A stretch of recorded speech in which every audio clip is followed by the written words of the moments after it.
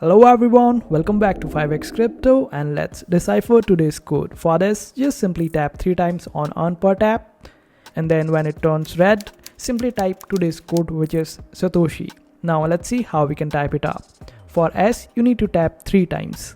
1, 2, 3 and you will get S. Now for A, you need to tap once and hold and release. This way you will get A. Now for T, we need to hold and release. We will get T. Now for O, we need to hold 3 times.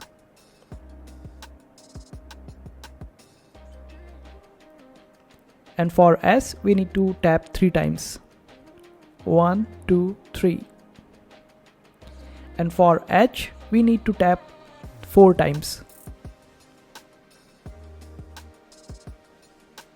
Now for I, we need to tap 2 times. And this is it. This is today's code. I hope this video was helpful. Make sure to hit that like button. See you in the next video.